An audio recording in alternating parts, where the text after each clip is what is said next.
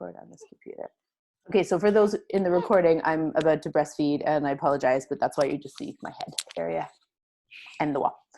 And we'll screen share in a minute. Let me just get him hooked up before he starts screaming and really disrupts our meeting. So the kiddo that you're about to see, he was at the time, I believe 5 or 6, and he came in for handwriting. Okay, and I thought this would be really appropriate because a lot of referrals that we get for handwriting don't end up just being about handwriting. And I've mentioned this before, but it's really, really important to recognize why we test for a lot of things instead of just doing handwriting, especially when, you know, in the initial warm-up activities, you start to see maybe there's something else going on, right? So you can make adjustments, because there are parents who really say it's this, motor's fine, everything's fine. Sometimes it's not. And so I'm going to pull up this very awesome video, and this kiddo is just the sweetest boy. So let's start with his balance. Okay, so let me pull up my share screen. Okay, so here's a video. Hold on, we're getting distracted. So I'm going to push play. Now he is supposed to, so see he's standing on a line, and we've asked him, this is part of the bot, okay, and we've asked him to stand on one foot. And you can see Sarah in front of him. She's got her hands on her hips. She's standing straight up, and she's just lifting her foot to maintain her balance, right? So that is the appropriate position that we are looking for, right? And this kid, he must have been 6 or 7 at the time. And he's really tall for his age, though. But he was in grade 1, I believe. Okay, now this is, after a couple of practices, his best effort. Oops, sorry. So if you can see, okay, right along here, he's standing on one foot. His ankle is definitely collapsing in, but he's leaning completely forward, right? He's at an angle to get his balance. So he can't actually motor plan to lift just his foot. All he has to do is bend his knee. And he could not motor plan that. And we tried this many, many times, and he could not, right? So you can watch it again. It's so interesting to watch what he does. But he completely compensates in order to get the balance. So he actually would have scored not so bad, right? He maintained a few seconds there, but it was not the correct posture, right? And when they score it, they say you have to be at an angle, and I can't remember exactly how much. I think it's, 45 degrees. But they usually mean to the side, right? So you stop timing if the child kind of weaves over to the side and loses their balance to the side and then regains it. If they go past the 45 degrees, you stop the timer, even if they regain their balance. However, he goes forward 45 degrees, right? So I interpret it as stopping the timer because it's the same principle, right? He's compensating. But if somebody had timed it without realizing that, they would have given him a pretty decent score. So that's where our subjective information, our clinical observations come in, right? Where even though some kids might score within the norm, us going in there afterwards and saying, hey, this is what I observed in compensation. So those compensatory strategies are really tiring, right? So we really do want to mark them down and note them and explain to families why it's so important that we teach them the correct way to do it, or figure out why they're compensating. Right, so this kiddo has no core, 0, right? But how come it's a motor planning and not a balance issue? But it's both. But the motor planning for me, well, you'll see later on why it's motor planning. So I think maybe I jumped because I know him.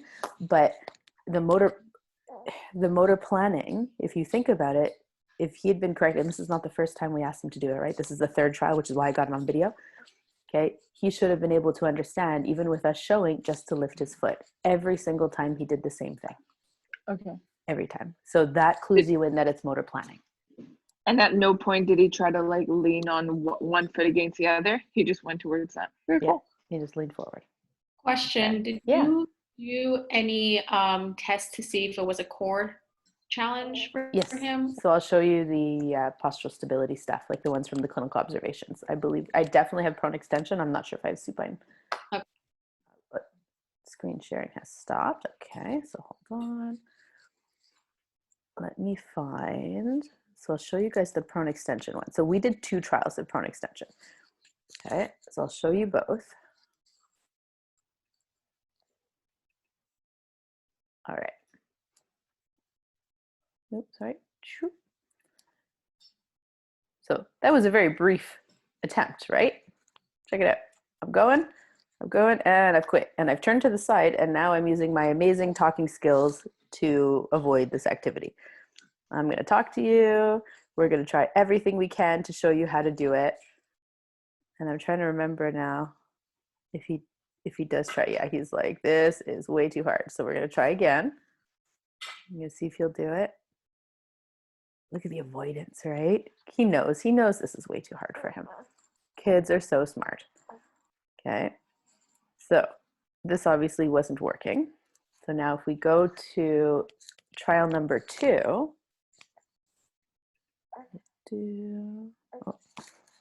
every time I'm about to push play, then I remember I have to share the screen. Okay. So we switch positions. See, but his knees are not up. Okay. So his knees are bent, and he's holding onto the trampoline. This is how smart this kid is. He's just Mr. Flops, right? This is what clues you in that core is definitely an issue, right? But the coordination to do it too. And we're getting silly and trying to get him to do it. And he's just playing.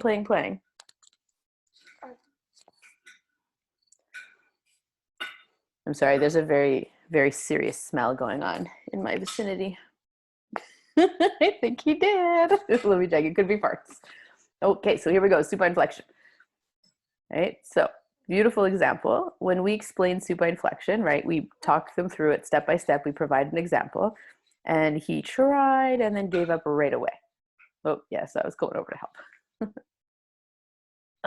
No, we stopped because I think I had to go over to help him get into the position while there was still an example. All right, hold on. Yes.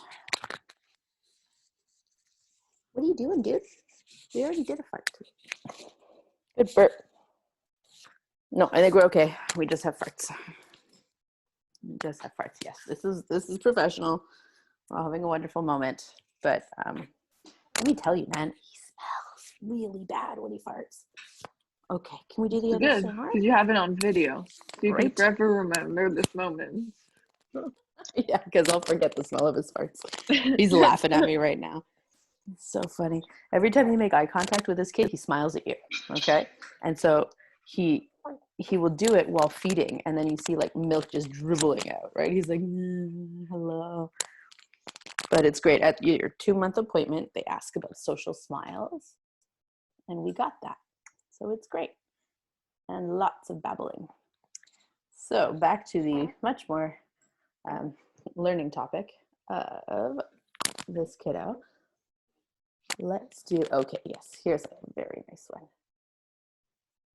So in the bilateral coordination section, why is this one not opening? Open, okay.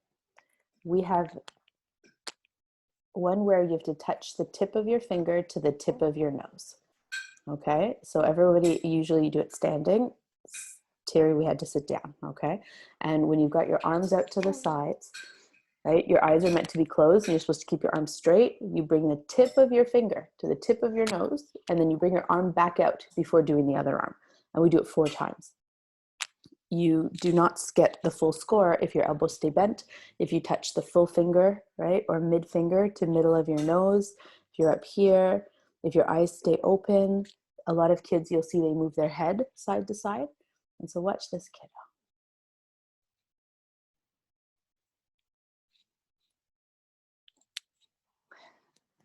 And again, this isn't his first trial, okay?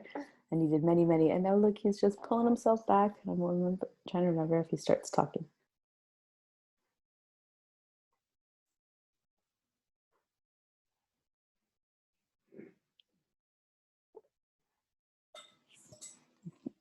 Everybody notice the W sit at the bottom there, right? And literally, I'm done.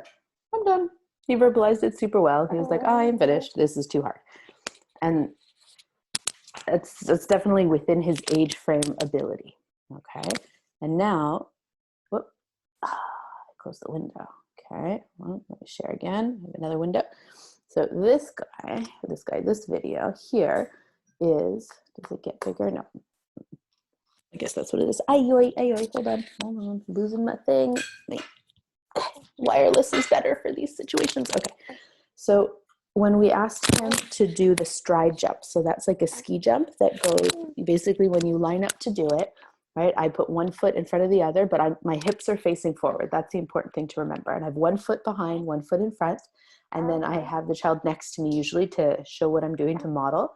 And then I have my fingers pointing to my toes. Okay, the exact same sides. So I'm not alternating this time.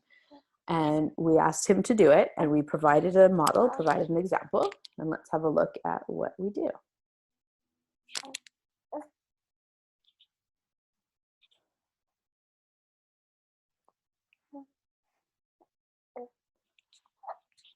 Okay, so did you guys pick up on that? Did anybody see, do you know, I know Laura has seen this. Yes, have you seen what is expected in the I bot? don't know what it's supposed to look like. Okay, hold on one second. Laura, do you want to demonstrate? Are you willing? Are you game? You don't want to? Okay, I will in a moment. Let me just finish this then. So we'll move on to something else and we'll come back to that one. I don't remember seeing that. Oh, it's because he's doing it completely wrong. You've seen the stride jumps, so I'll keep that one open and I'll come back to it. That's what either he's doing really wrong or my brain is just broken. Could be. Completely wrong. Now this is my personal favorite video. Okay, so this is from Manual Dexterity.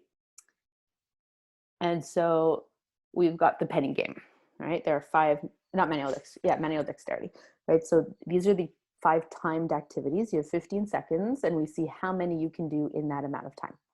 The pennies need to be picked up with your dominant hand at midline, passed to your non-dominant hand, and then placed into the red receptacle, right? The red box. And you do as many as you can. Now we practice before going, right? We pick up one, push it in, and you always give an example. And then they do it and you correct it before you do the first trial, and you have 2 trials with every assessment. Now, we tried and tried and tried, and this kiddo found a way on his own to figure out how to do this. Okay, so I'm going to show this to you. Daniel, he's pretty much done, but you need to make a bottle to feed him. There, I washed it, but you need to make one. Okay, so watch what he has figured out.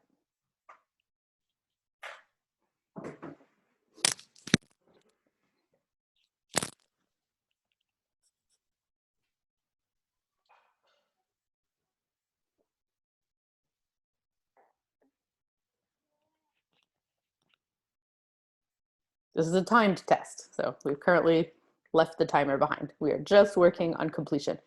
But look at his strategy.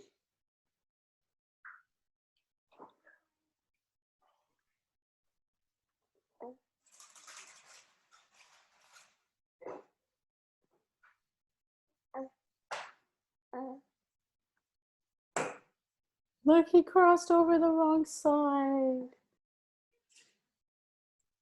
Wait, sorry, is he supposed to be blocking his ears? No, that has nothing to do with the actual test. That is his strategy to remember to use one hand at a time and to cross from one to the other. That is what he figured out to try to organize himself. He's a smart kid. That's fascinating. I love this video. They're like hot mess. The hot mess. Yeah, seriously. His poor little body is not listening to any of his messages and doing anything that he wants the right way, right? He's exhausted. So like you can watch it again. This is a fabulous video because, you know, I'll take the volume down so you can kind of concentrate on just the movements, right? But my favorite is when he switches to the other side. He gets so confused that he crosses his midline. So now he's going to reach and he uses 2 hands without meaning to. And he's got to count. Double checks everything. See, so the ears have nothing to do with it. It definitely was not in the example. Oh, he forgot to switch it to his hand. It has no link with the fact that he's super floppy and he's just like, I'm going to support my head. Like, No, he's not that floppy. And it's not a sensory issue either, right? He's not like... Nope, he's not sensitive to sound. That literally was just the technique that he came up with to help him complete the task. Both motor plan through it and do the activity itself, right? Okay, hold on, come here, you. Poor child. Yeah, he's really working hard. Okay, let me pass this guy off. Hold on. Okay, are you ready for him? Yes, yes, I know you're still hungry. That's, sorry? Yeah, please. Because, okay, so we're gonna do this one again. I'm gonna, okay, we're gonna share that one again. Let me pass this guy. Yes, yes, I know, he's still looking. There you go. All yours. Okay, so I will adjust myself and I will show you what a stride jump looks like. I'm so interested. Yes, right? Handwriting was the reason for referral. That is what I love to share about this story. That was their main concern. I think that's just what's obvious to parents. Well, and it's always been him. So they've always had to help with certain things, and he's always kind of done things his own way because kids are really smart and they spend their entire life. I have nothing on me, no. There's one on his swing, probably. Okay, so I'll show you what a stride jump looks like. Okay, oh yeah, sorry. So like what you have to remember is when a child comes to you, especially if it's, and he is not the oldest, but if it's an oldest kiddo, often they kind of let it go longer, right? Because they're not sure that it's any different than what it should be. And obviously they're used to who he is. So they're not expecting him to go to the Olympics. They just want him to be able to get through his everyday and enjoy playing and be a kid. And so handwriting has been causing him stress and anxiety and difficulty at school. So that's what they're coming to get help for. But obviously with assessment, we're figuring out that the hands aren't the only issue, right? The entire body's affected. And we're not going to improve handwriting by just practicing handwriting. If he was going to pick it up by just practicing it, he would have got there already, because that's what they do at school. That's how they learn, right? They break it down, they practice it. And it wasn't happening for him. But upon assessment, we realized that we can't just practice handwriting or teach him a new way to do his letters. We need to address all of those foundational reasons that he's struggling so much. Okay, so I'm gonna undo a stride jump. Let's see if I can show you guys how to do this, right?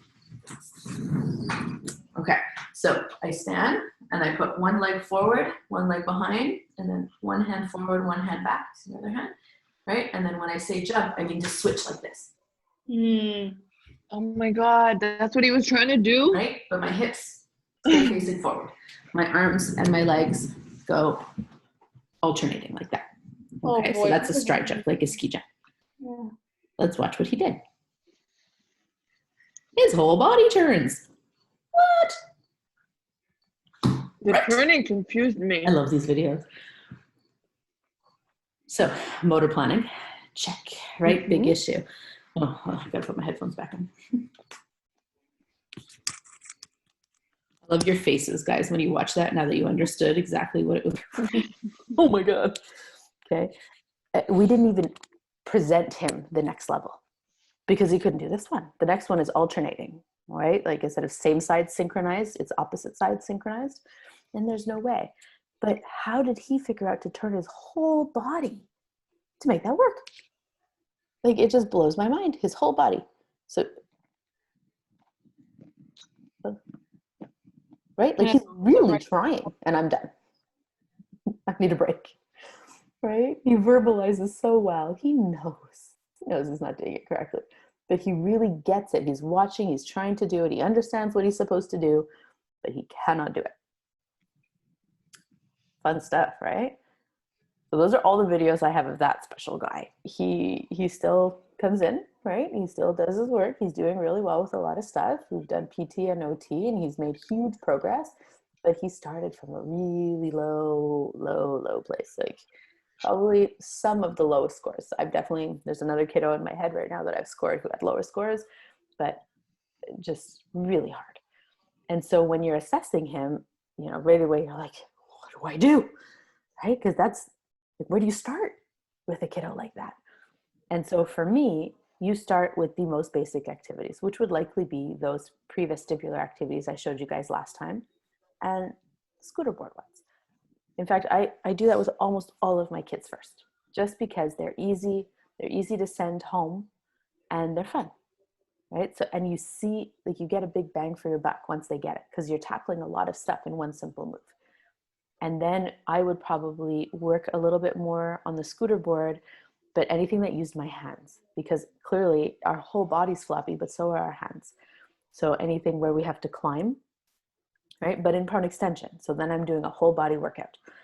We have clips that are different colors, right? So adults use them as well. Actually, that's how I found them. We had it from the adult clinic. There's yellow. So the order of difficulty is yellow, red, green, blue, black. Okay, Theraputty has the same colors. TheraBand has the same colors. It's always the same order. Sometimes they have beige in there, which is way easy, right? Almost no resistance, but it's yellow, red, green, blue, black. And so the clips, as you push them, you could feel the resistance level increase with the colors. And so I'll put those, depending on the appropriate resistance level for the kid, on a rope or on something that they have to pull themselves towards and pull them out and put them in a, right? Anything where they have to use their hands, they can use bilateral coordination. So maybe they have to switch with each hand. So all of these things are targeting all the stuff that that kid has difficulty with. And they're just play, they're just games, but you need to make it the just right level or he'll say, I'm done. And that's the trick. Okay, so you almost have to bring it to the level of a 3-4-year-old for a kid like that. But if you do that, you'll be able to then progressively increase the level of difficulty. And then after a few sessions, we're definitely going to want to work on handwriting because, as we all know, the parent is also the client and that's what they want to target. However, a parent that listens and sometimes attends very well, right, will agree that, hey, now that you've told me about it, I recognize that there are a lot of other reasons that handwriting is not working. So let's tackle some of those, right? And at this point, for this kid who is now, I believe, in grade 5, right, or grade 6, we're working on keyboarding because that's going to see him through high school and into CEGEP and university. And once you hit CEGEP and university, there are tons of programs, right? Like there's no reason that you cannot use a laptop. It's really the fight in elementary school, higher grades, and high school to have access to the technology and the apps or software necessary to do it. Okay, and we'll do keyboarding another time. That's like a different topic, but it's important to know that it is okay to mention that to parents because writing, they need to be able to write legibly, they need to be able to line up numbers, they need to be able to do that kind of stuff.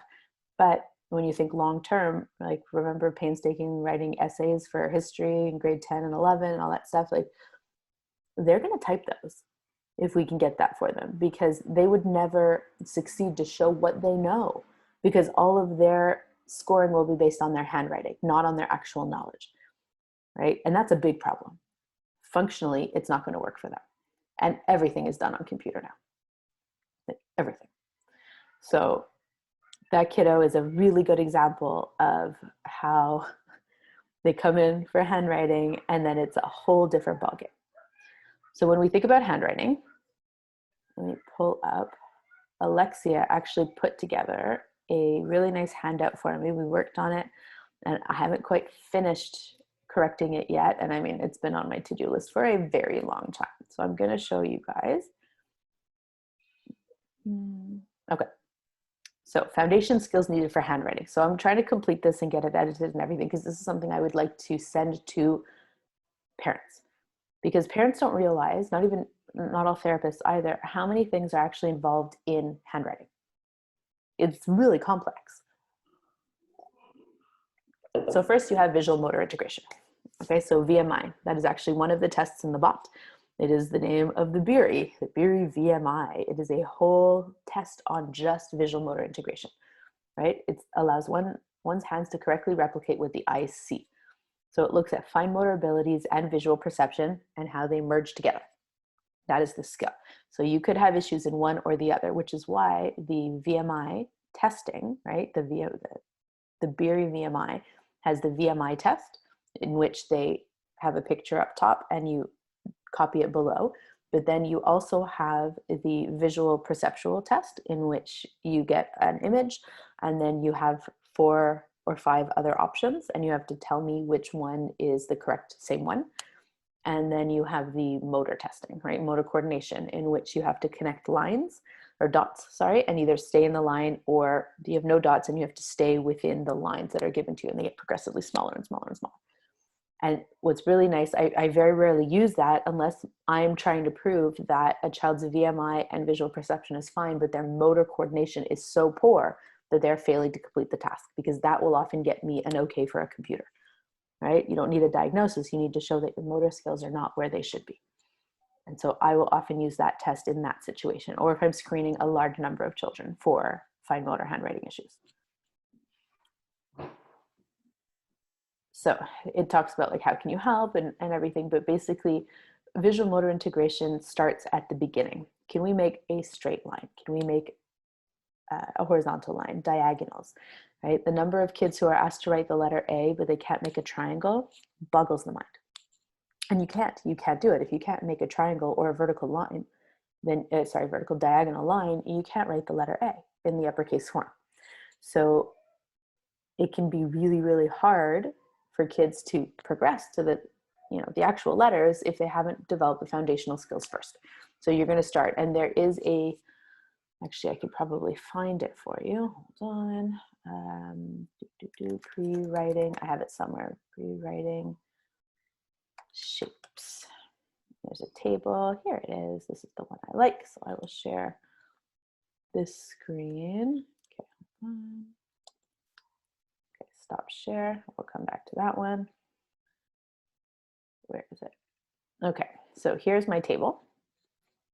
Can you guys see it okay? I can make it bigger, I think. Nope, we're going to Pinterest. Okay, well, here it is. So at 2 years, you should be able to make a straight line down, right? At 2.5 years, the circle is a 3-year-old skill. 3.5 to 4 years, the intersecting lines, a square.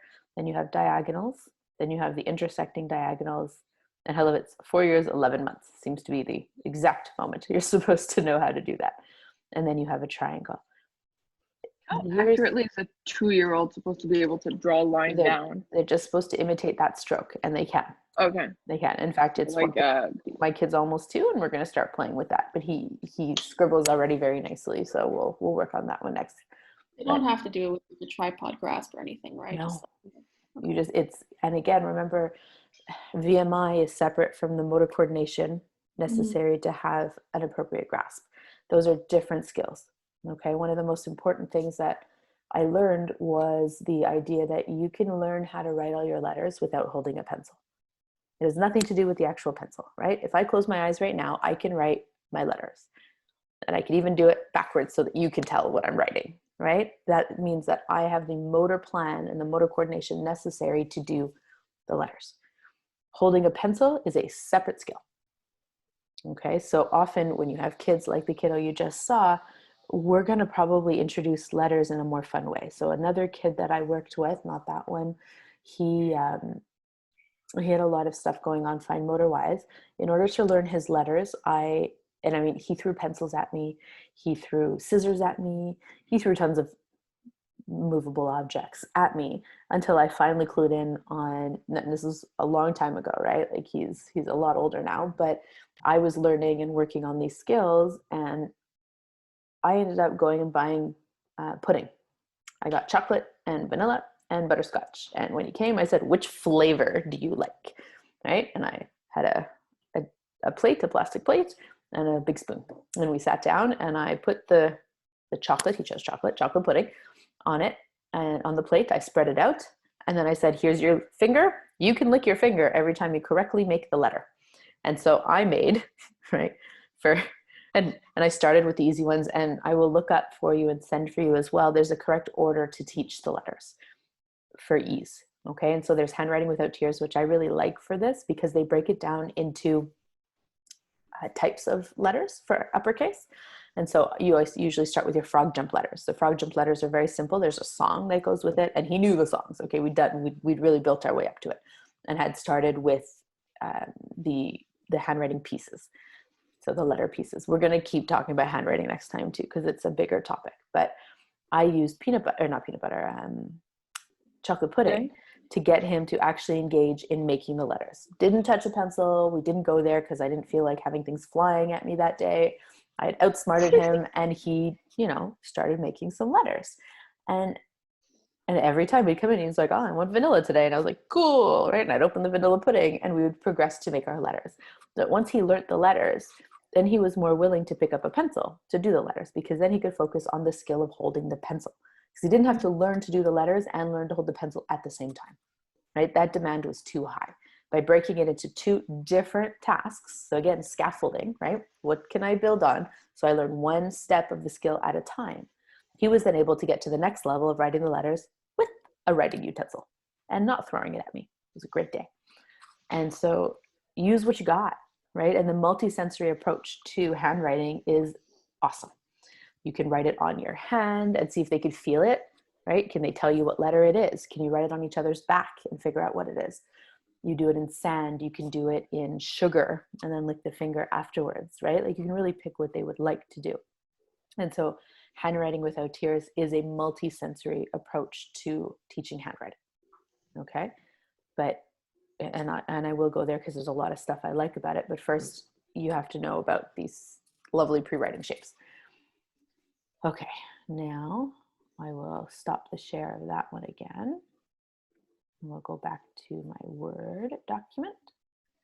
So there's the VMI.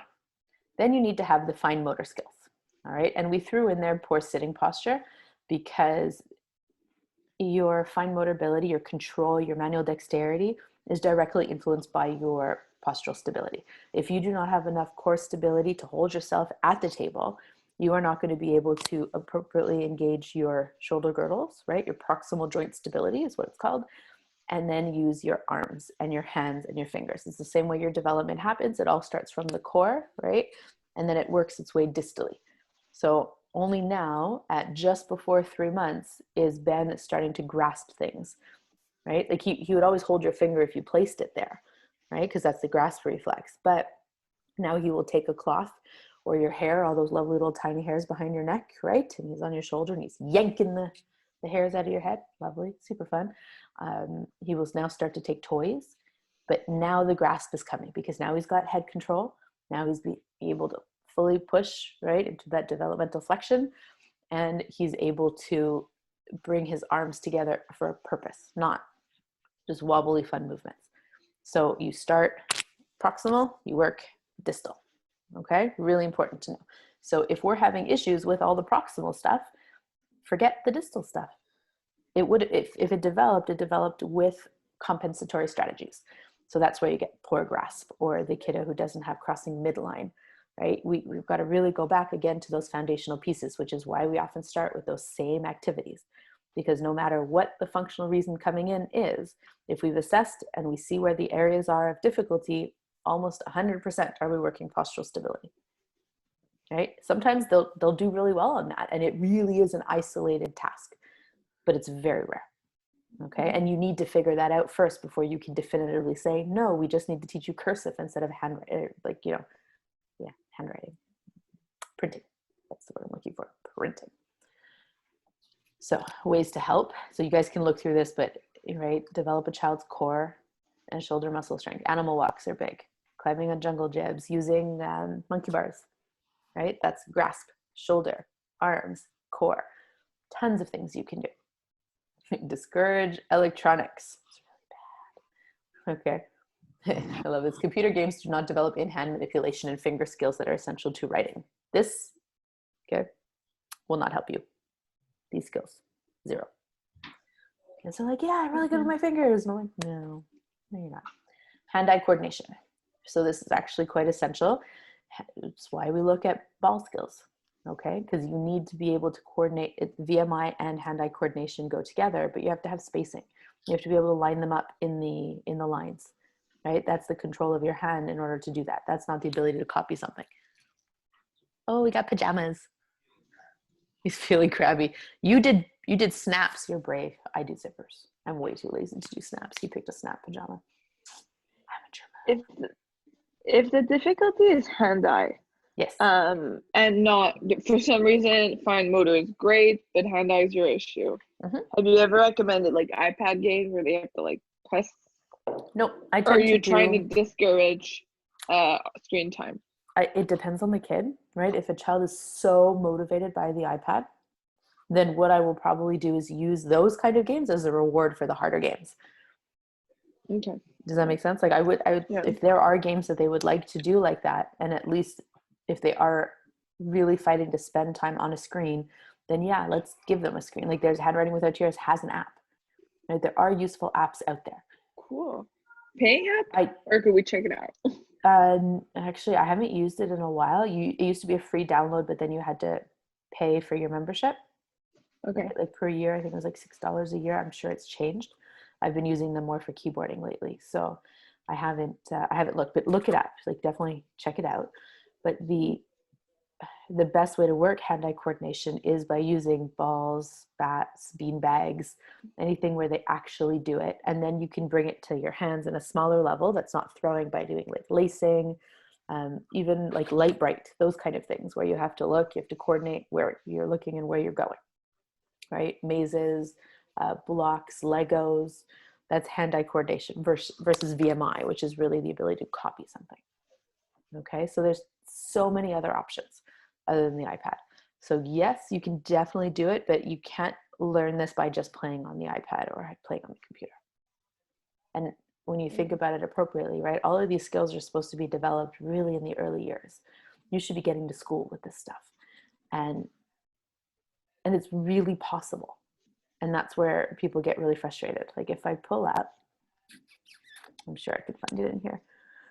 I've been using my poor child as a guinea pig. And so we're going to go to March. This is when I started with him in March. COVID happened and I had to go to the dollar store and find a billion things before they shut me out of the dollar store, right? To entertain a toddler who's no longer at daycare. Thanks so much for that. Okay, so where is this video? I put him in a high chair, so I had him really well supported. Okay, he is good. Oh, here they are. Which is my favorite one? I think this is a good one. Okay, so we're going to stop that share. And I'm going to screen share this one. Okay, this is hand-eye coordination. This is Max, everybody. This is my big guy. All right. So, Play-Doh, pasta, which you have at home, and paper straws, which I have at home.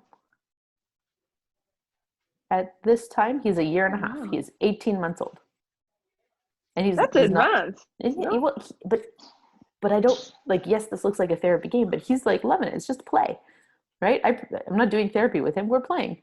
And he's trying to figure this out, right? And drop it. And he's like, hey, check it out.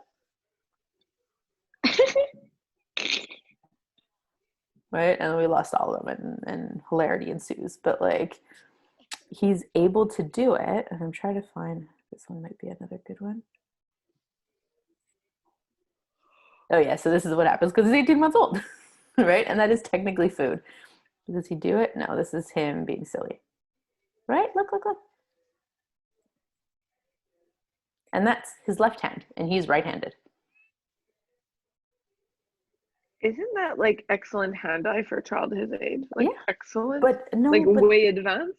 Or like, is that normal? So. I don't. I mean, it's definitely advanced, but he's not like out of the scope of normal. Like he's not a magical genius, right? Like he is an 18-month-old who makes me think of Stewie from Family Guy. Okay, we will give him that. He now has figured out how to open the trunk of our minivan. That was today's wonderful discovery, right? He's 21 months.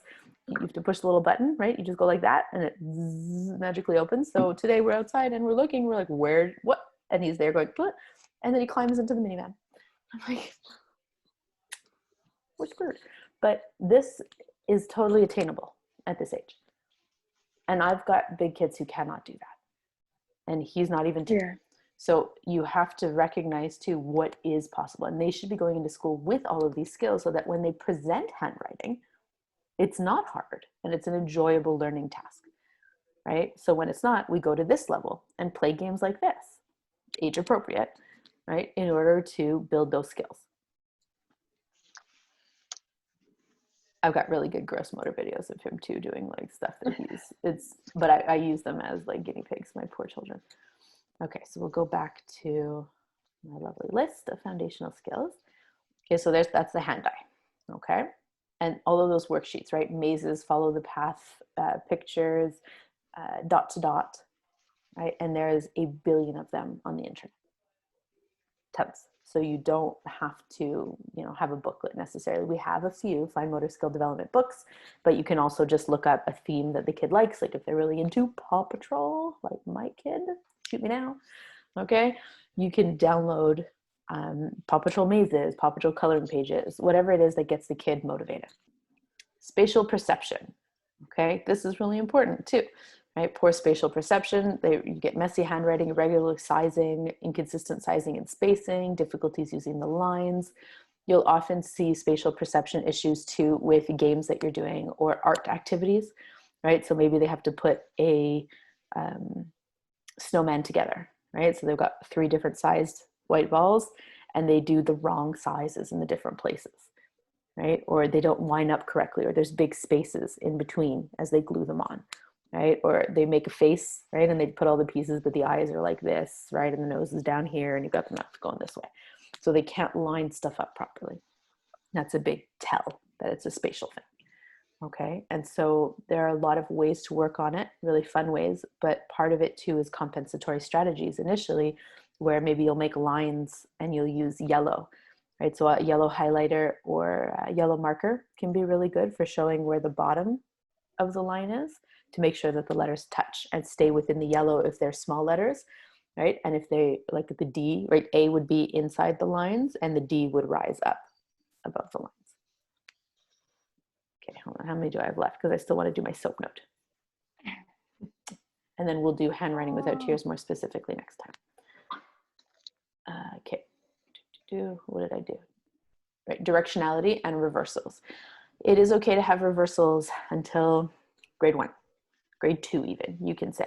But when you're in grade 2 and you're still having reversals, I'm more concerned, right? And sometimes it's not just the letters that you're reversing, it's also numbers, it's the order in which words, like here they write 2 instead of tau, right? Toe, not tau. Oh my God, I'm sorry guys. I would say tau. Would you? Okay, it totally make, now I'm thinking of a tow truck, but anything trucks, because again, I live with a 2-year-old boy, right? Truck. I've learned so many French words, guys. Do you know that a camion ben is a dump truck? Because I didn't. A camion toupie is a cement truck. I've learned many very interesting things this year. And so a strong sense of directionality begins with personal spatial relationships, okay? And I like how she put this, but a lot of times they won't recognize their ability to be in the correct body position, or their own right and left. And so that midline issue or the bilateral coordination issue then appears on the paper. Okay, and I could have a whole topic just on directionality and reversals. So it's just something to have on your radar for right now. And there's a bunch of ways to help. I'm going to send this obviously to everybody as soon as it's completed. Sensory feedback. So when you think about sensory for this, obviously we've talked about the visual system. Your vestibular system is your position, right? So your postural stability against gravity, even your ability to look up when you're copying and look down. That is the vestibular, right? Or sometimes they have those classrooms placed all weird. You got to look to the side and then look down, right? When they have like the 4 desks all together. So that is also vestibular. But you also have your tactile and your proprioception, especially with your hands, right? So you've got those kids who they write so hard that like the desk has imprints of their letters, okay? Really fun to give those kids the clicky pencils and watch them break lead every 30 seconds. It's awesome. But then you have the kids who write so light that you can barely see what they're doing, right? Or they're holding the pencil like this with their entire fist, right? So they clearly don't have enough feedback to understand how to manipulate their fingers and hold it like this. You have to have good feedback, okay? And it's something we look at. We have to look at all the possible reasons. So, and when you then get there, part of it is using clicky pencils so they realize how much strength they're actually using. On the flip side, you do stuff where they either build strength or learn to control their strength, right? The more fine motor manipulation, that kind of stuff. Trying to put the baby to sleep right next to me. It's awesome. Orthographic coding, right? This is recall. Or if you think of it from a visual perceptual standpoint, what is it? You do visual memory, right? So your ability to see something and remember it.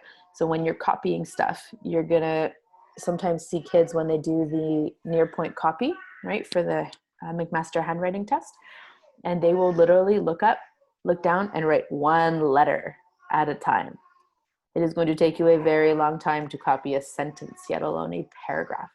Then you need to, work your way up to remembering one word at a time, and then maybe two words, and eventually a sentence, right? Because usually you would read it, right? Those with poor orthographic coding skills, and then I can remember that, and I would sit down with those with poor, and I'd write that whole sentence. So that speeds up your ability to copy and note take, which is a super functional, necessary skill for school. Visual perceptual skills. So we have several tests that look at that. You have the TVPS, so the test of visual perceptual skills, which is not motor based. So they have a little tableau that stands like this, and you flip pages over it, right? And they point to the correct answer, and it looks at each area of visual perception. Okay, so that's something else that we'll go into in more detail, because I wouldn't be able to do it justice right now. But a lot of the, sorry, finish your sentence.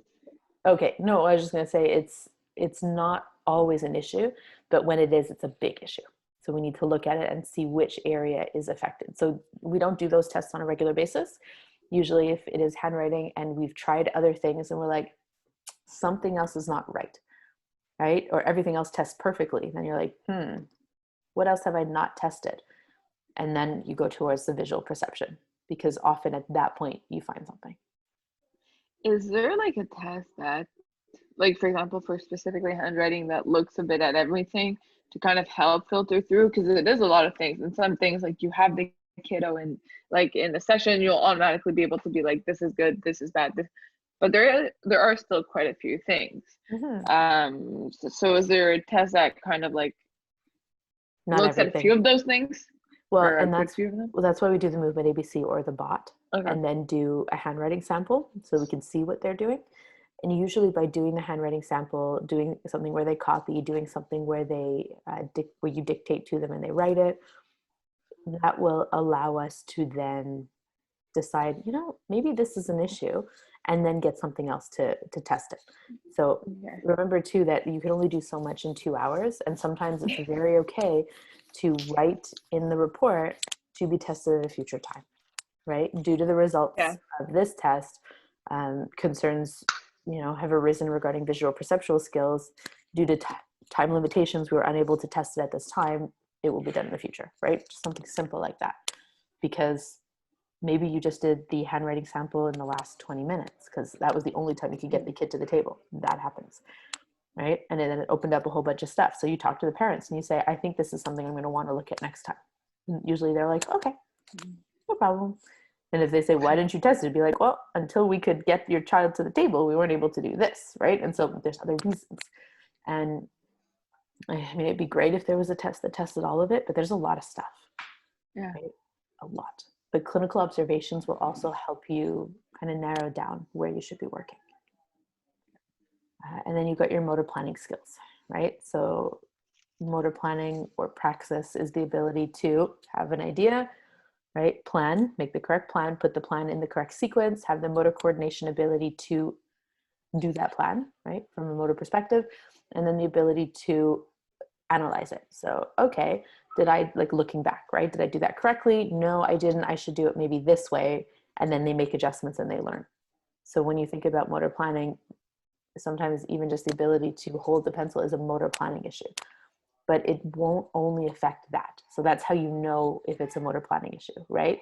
The kid that we saw those videos of today, there's motor planning issues in there. It's not a standalone problem. Everything else is a challenge for him. Even the planning and the sequence is a problem for him, right? We're working at a lot of layers. Most kids that you see are not going to be that complex, but it's nice to see those videos to have that idea. Daniel, hello. It's really loud. Can you guys hear that? I'm so sorry. There's a screaming baby. Maybe upstairs? Yeah, turn it down. Just gonna turn it down. Don't smother him. Oh my God. He doesn't clearly want to go to sleep. He's all like wrapped up in a swaddle and he's not happy. Okay. organization and problem solving. So these are executive functioning skills that build on motor planning and spatial perception, right? So sometimes this is disorganization in your ideas, right? Understanding to follow the instructions, which can lead to poor handwriting. So being able to understand that I'm supposed to copy this word in this order or this directionality, that kind of stuff. So all of these areas affect handwriting. So pretty complex thing, right? And they come to us thinking, okay, you're just going to fix it. It's going to take like 5 sessions, right? And you're like, yeah, no. And so by looking through all of this, anytime you're wondering about handwriting, you'll then be able to really identify that you need to do a full assessment and what do you need to assess. So based on this thing, have you guys got any questions about it? No, obviously there's like a ton of information, right? Like you'll have to read through it, but.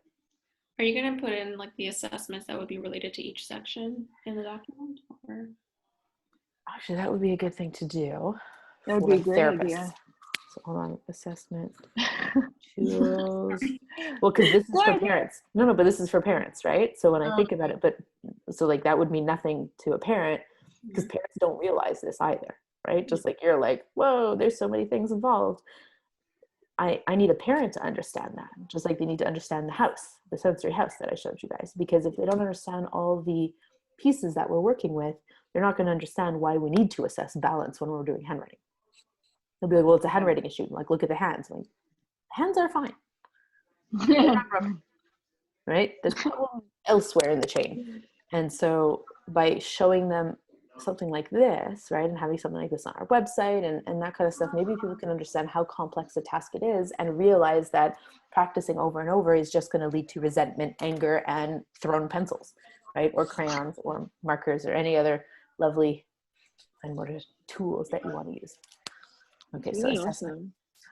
It's actually awesome, even for like therapists. It's a great breakdown. Like I would love to have that and be like, no, I looked at that. This is good. This is good. This is good. So where's the problem? Exactly. Great. That's the whole idea, right? It's to help you identify where you might not have looked yet. Because all we are, guys, is detectives. Like we're literally spending time figuring it out and then providing solutions that may or may not work. That's our job. Awesome. In a nutshell. Okay, so I'm going to stop the share. Good. Now, soap notes. So, did I close it? I bet you I did. I did. Silly me. Where would I put it? To show you guys what my soap notes look like. So, I spent some time playing around. I used to like write it all out, and it would take forever. Sometimes I used to type them also, wasting my time. Okay. Now, if you do not have legible writing, you need to type them out, okay? Because the OEQ likes to read the soap notes, not see chicken scratch. However, most of us can write, and it is legible, and we can do so quickly at the same time. So this is what one of my intervention notes would look like. Okay, so basically it's 2 pages like this because I print it double-sided, and you can do 4 sessions on 1 page of paper. I would love to find a way to like do dictation or typing or any of that kind of stuff because it does look neater, and everybody seems to be moving towards online note-taking and charting, right, and keeping everything in a digital file, etc. But the limitations in pediatrics are that you cannot do it during the session if you have to do it digitally, right? You can't pull out an iPad or a laptop and expect the child to still be doing their activity with the Play-Doh. It's not gonna work. But a child is doing their activity with the Play-Doh and I can have my notes next to me and I can be quickly charting stuff down, right? So that means I have more time to spend with the child and less time spent afterwards writing notes and less chance of myself forgetting things. So the reason I've developed it this way, right? You've got your date and your time. These grids up here are to keep track of my activities. So the OEQ, right, they care about the subjective, objective analysis plan, right, the SOAP part of the note. I care about what I did because sometimes I've been seeing a kid for 6 years. How do I know all the activities that I've done? I need to keep track of it somewhere. But just listing, going chronologically, writing my activities and then writing things underneath it it's going to take forever. Nor is that necessarily important. Okay, so I'm going to show you guys how I do it. But it's like, I think that's one way to structure it, but a lot of my notes I don't soap, and I've had training from somebody that used to work at the OEQ, and he's like, no, it's not a problem, because I can't soap in where I work. It just constantly is going back and forth on topics, and it's such a headache. So in peds, it tends to work out well, only in the sense of it helps me organize subjective. What did the parent tell me, and what did the child tell me? Because I'm not writing it in chronological order. Because if the child tells me that their favorite color is blue, it really has, like Lauren, you and I actually talked about this, right? Like that's not going to help. It's not helpful. It's a great piece of information. I'm really glad it's like blue or Doctor Who or, you know, Harry Potter's cool. That's all subjective information. Is it relevant to the reason for referral? No. So I don't need to write that down in my notes, right? Because otherwise some of these kids talk forever, right? I would have like 8 pages of subjective information and the minute details of their day at school and how this kid has a freckle on their nose, and like, no, it's not necessary to life. And so same with the parents, often they talk about a lot. You have to learn to pull out the juicy information, right? You want the meat, you got to get the good stuff. And so the way that I've structured it and why I only have, right, was it 5 lines there, is I'm only going to write the absolute essential stuff that came up. And sometimes, especially if the child comes in without the parent, I don't get very much, especially with some of my nonverbal kids, that I always make a point of asking before and at the end, like how things are going, what's going on. So if a parent says, you know, they're having a really hard time tying their shoes, and that wasn't maybe one of our initial goals, well, I'm going to write that in the subjective information, and in my plan, I'm going to write shoe tying. So I didn't write an official goal for it. However, I very clearly documented that the parents would like to work on shoe tying, and I put it into my plan for treatment in the next sessions. Okay. The objective, again, 5 lines, right? They're going to do a lot in an hour.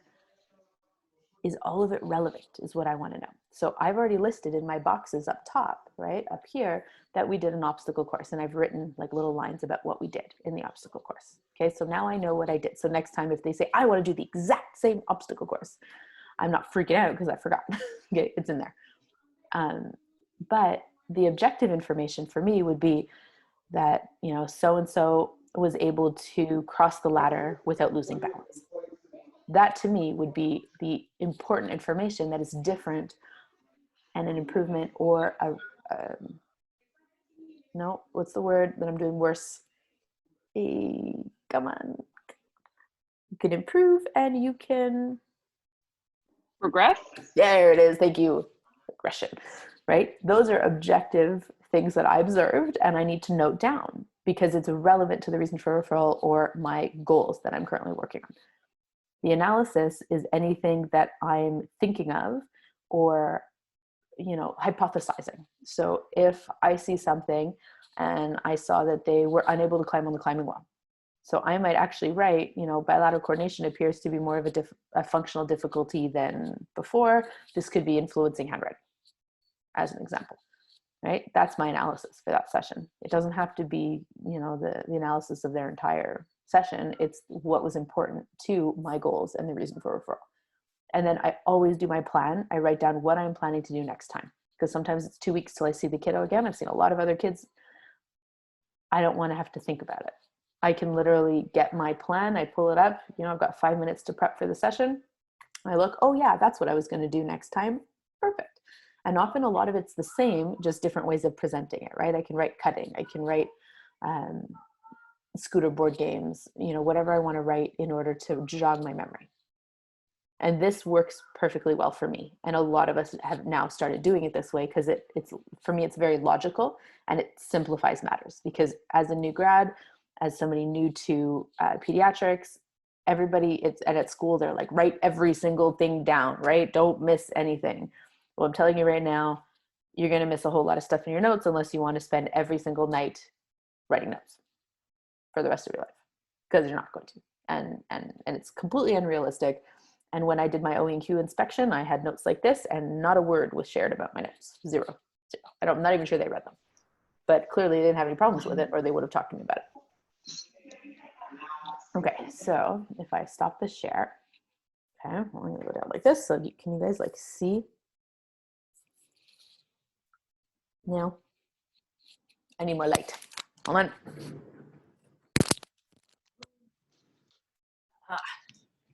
Better? Somewhat? Okay. So, right, I'll write the kid's name. So I saw my kiddo Jaden. Okay. And I saw him on Monday. Who remembers what day it was 2 days ago? Today is the 19th, 17th, right? So I saw him on August 17, 2020. And I saw him from 2 p.m. to 3 p.m. And then just for me, I'm going to write Zoom session up here. Okay. And that's just so I remember that that was over Zoom. Okay. Because these are your notes. Don't forget that, right? This is for you. Now, oh, and I can write with mom because mom was present. She was the one helping me out with this. Okay. And I haven't seen him since COVID, right? We didn't do Zoom sessions before. They weren't able, it was too much. They have a younger sister at home. Like it's been a lot. I learned so much during the Zoom session because the sister wasn't there and she'd been there during most of the sessions because it's a stay-at-home mom with 2 kids. And he is he's going into grade 1 this year. Grade 1? No, grade 2. He's going into grade 2.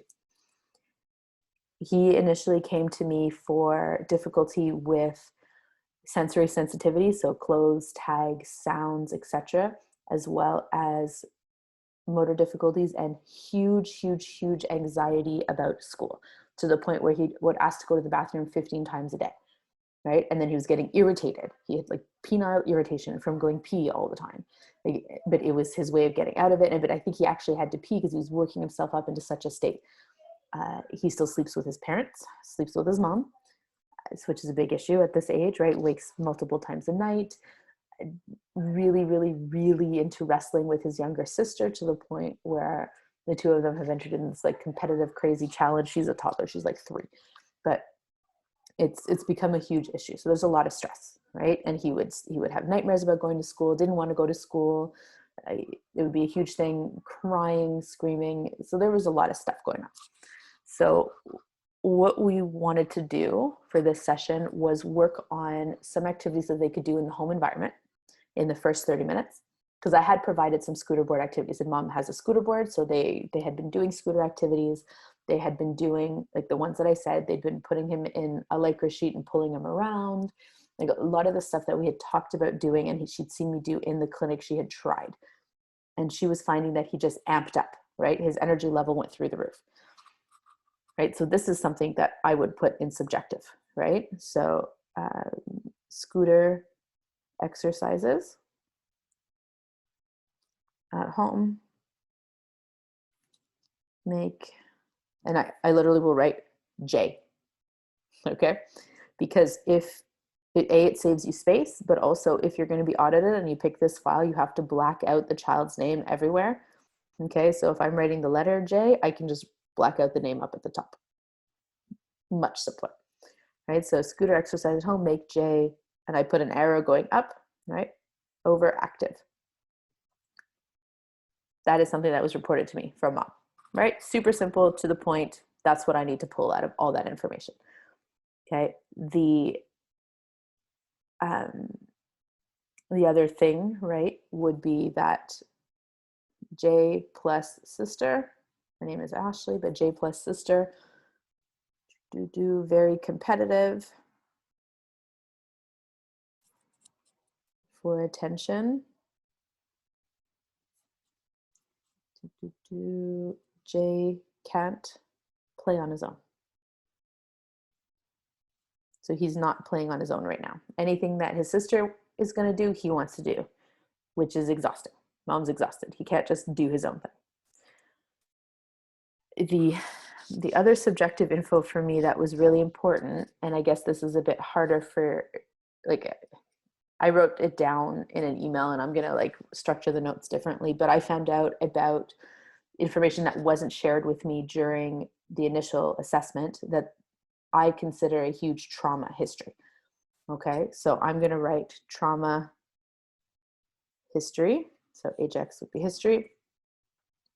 At birth, mom re-hospitalized for 3 weeks with water in lungs. Okay. Sorry, Steph, is this something that she brought up that specific session, or is this just? Yep, it came up. We were talking. So the other half of the session that we did on Monday was to introduce the Safe and Sound protocol, which is a listening protocol. Okay. We were doing it with Jaden, and he can listen while doing fine motor stuff. So he chose to color and chose to play with his kinetic sand and stuff like that. And I was to be doing more conversation with mom during that time, because I needed them to be doing the rest of the program at home. So I was telling mom how to do it, how to follow up, what signs to look for, etc. We were talking about it, and in the conversation, you know, because Jaden has huge anxiety, but so does mom. Mom has very big anxiety. And so I just kind of suggested that maybe mom would want to try, because there was an adult version of the program. And she was so into the idea. And she's like, I really think it would be a good idea. And we started talking a little bit about attachment, because he's very attached to his mom. They're still sleeping together. He can't do it on his own, right? But just that night they had managed, actually that's something I'll have to put. So if I run out of space, I put an S down here as my continuation, right? Jay slept in sister's big girl bed, just right, big bed together for first time. No mom. That was a big deal. It's a big deal. Okay. But in talking to her, she brought up the fact that when she gave birth, right, and it was not an easy birth, it was a hard birth, but they went home and she actually had to be rushed back in an ambulance because she stopped breathing because she had so much water on the lungs, right? And if they hadn't lived so close to the hospital, she would have died. So huge trauma, right, for mom, huge, but also a huge trauma for Jaden. So this newborn who is supposed to be breastfeeding, hugely attached to his mom, like that's when you build all of this. Kim Barthel calls it gleaming and beaming, right? Which literally, like I'm telling you guys, like I do it all the time. You just stare at babies and you just go like, oh, hello, you beautiful thing, right? Like you talk about nothing. And what happens is they eventually smile back at you and coo back at you. And they're so, like, they recognize you. They know who you are. All of this time is forming attachment, but it's also creating implicit happy memories. Okay. Whereas if a child doesn't receive those, they're going to receive implicit memories that maybe give a negative feedback, right? Maybe they only get attention when they cry and not attention when they're happy. Maybe like there's all these things. There's a whole other topic that's a 4-day course that we could do. Okay. But because of this trauma history, I was like, okay, there's more going on than just sensory stuff. Like, I wonder if the sensory stuff even stems all the way back from that. Okay. And it's a whole other level of theory, okay, of attachment theory and trauma. But the Safe and Sound protocol, which is from the interactive listening systems, really does target not just sensory sensitivity, but anxiety, attachment issues, and trauma history. Okay. And again, that's a several-hour course to learn how to do it. But if you look up polyvagal theory, you'll learn a little bit about it. Okay. It's a very interesting thing. Super fascinating how you can affect the parasympathetic nervous system with sound. And so that's what I'm doing with Jaden. And I wanted to do it before starting in-person sessions again. He's going to be seeing Alexia in the school year until I come back. But I wanted to start it. They were ready. They were so ready to do it. And so I was like, okay, let's do a Zoom session. We'll start and then you'll do it. And you're supposed to listen for an hour each day for 5 days. But he's super sensitive and he responded very strongly to a different therapeutic listening program that we did earlier in the year. So I've slowed it down. I've broken it up 30 minutes over 10 days, right? So day one will take 2 days to do that kind of stuff.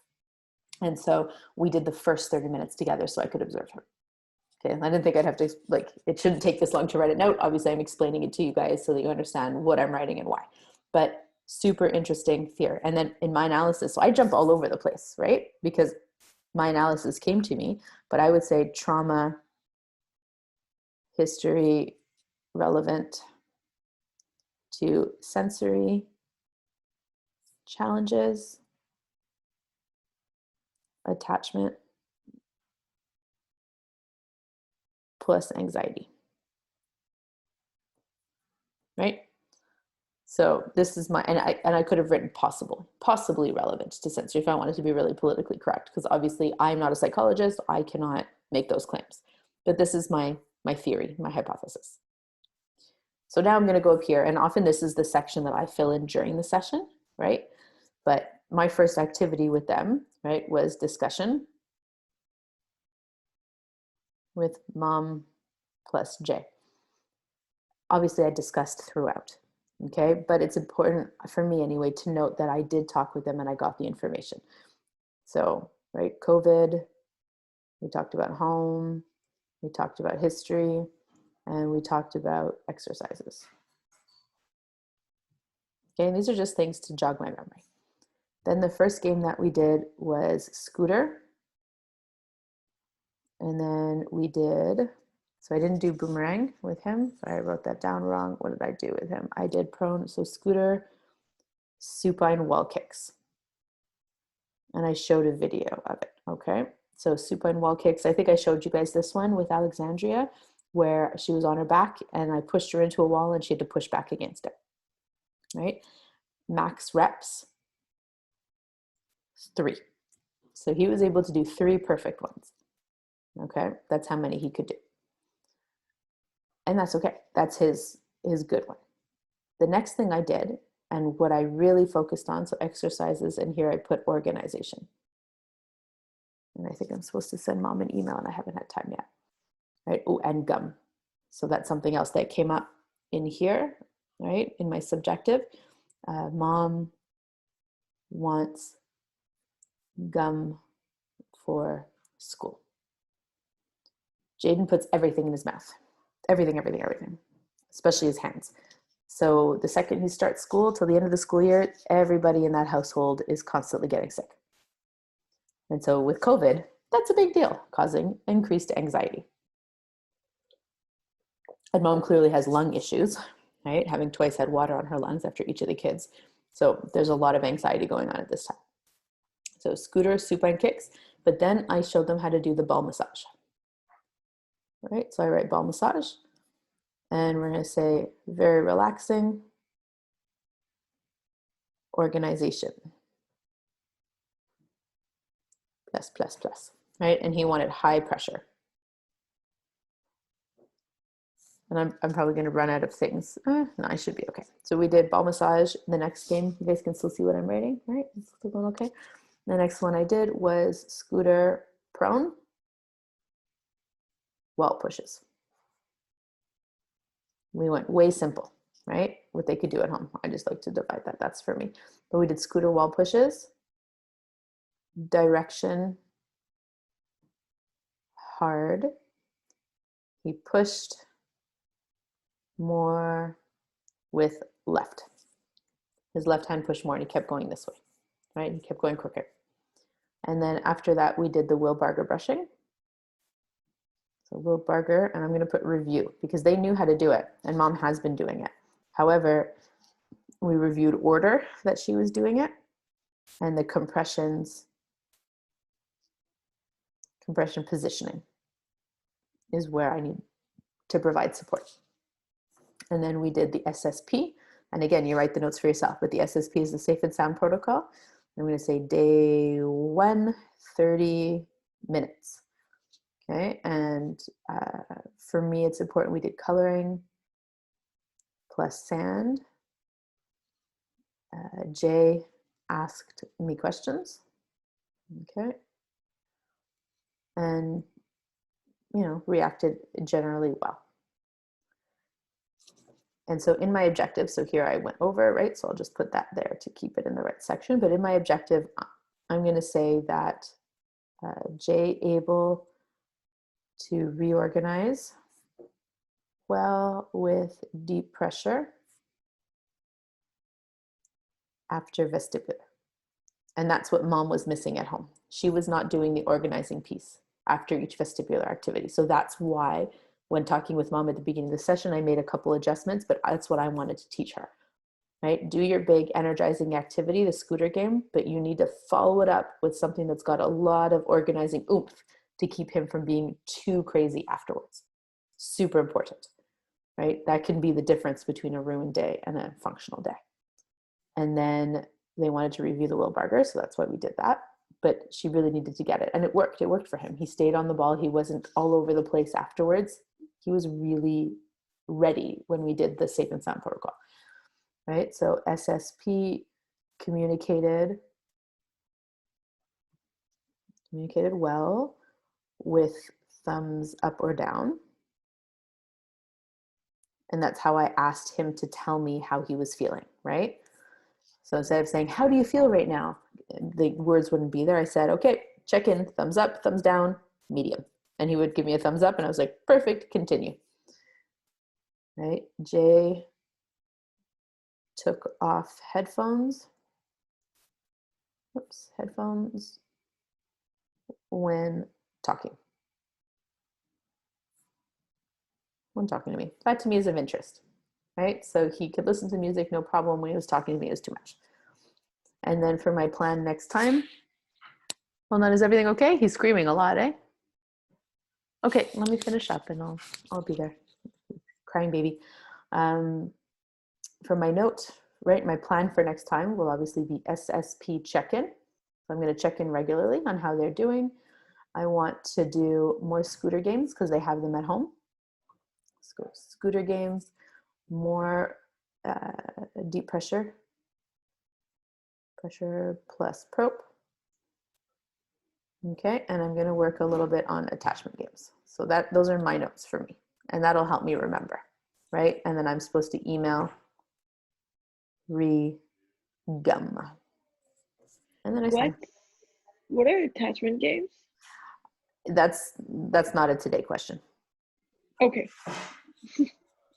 It's a big thing. We're not going to go there, but that is for me, right? So I was able to do that, and it took us 15 minutes, but it's because I spent almost 10 of it talking to you guys as opposed to writing. So it really doesn't take long. And that's the important stuff for me. Does it make sense? Any questions? Yay! We have these notes available at the clinic, right? So you just grab the paper and go for it. And then that's what I keep in my file. And I keep it in order, like the first ones, and then I build up on top so that I can look back in chronological backwards order. That's what we're going to do today because it's already 8:30. Oh my God, how do I go so far? So I'm going to stop my recording.